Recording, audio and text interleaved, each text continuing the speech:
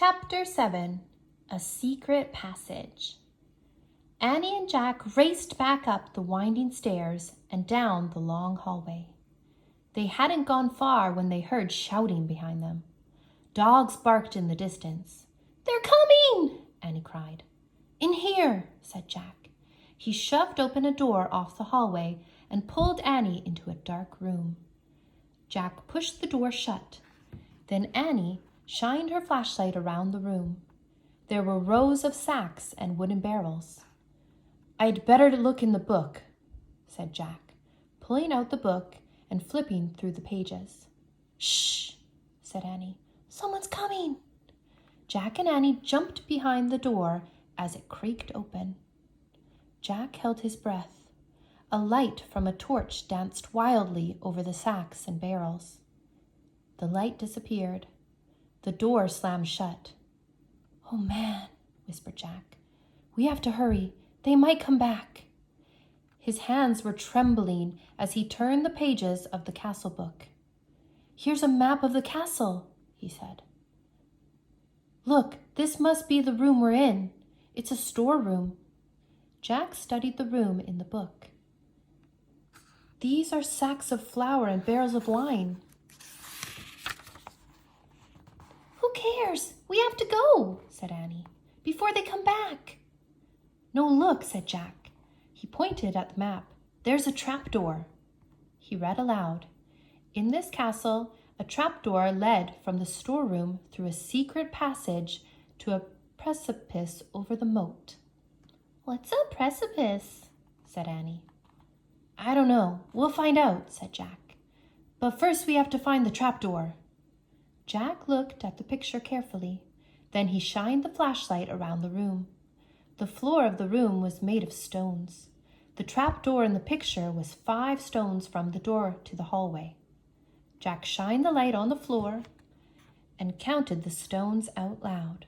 1, 2, 3, 4, 5. He stamped on the 5th stone. It was loose. Jack put the flashlight on the floor. He worked his fingers under the thin slab of stone and tried to lift it. "Help!" Jack said. "It's heavy." Annie helped Jack lift the stone square out of its place. Underneath was a small wooden door. Jack and Annie tugged on the rope handle of the door. The door fell open with a thunk. Jack picked up the flashlight and shined it down the hole. "There's a little ladder," he said. "Let's go." He clipped the flashlight onto his belt and felt his way down the small ladder. Annie followed. When they reached the bottom of the ladder, Jack shined the light around them. There was a tunnel. Jack crouched down and began moving through the damp, creepy tunnel. The flashlight dimly flickered across the stone walls. He shook the light. Were the batteries going dead? "I think our light's dying," he said to Annie. "Hurry!" she called from behind him. Jack went faster. His back hurt from crouching. The light got dimmer and dimmer. Jack was desperate to get out of the castle before the batteries died completely. Soon he reached another small wooden door. It was the door at the end of the tunnel. Jack unlatched the door and pushed it open. He poked his head outside. He couldn't see anything in the misty darkness. The air felt cool and fresh. He took a deep breath. "Where are we?" whispered Annie behind him. "What do you see?" "Nothing, but I think we've come to the outside of the castle," said Jack.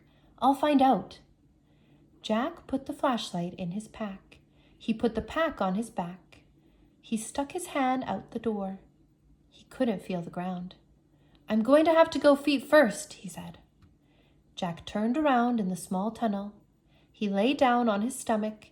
He stuck one leg out the door, then the other.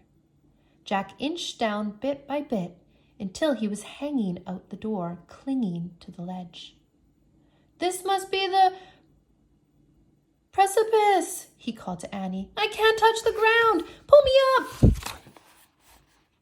Annie reached for Jack's hands. "I can't hold you," she said. Jack felt his fingers slipping.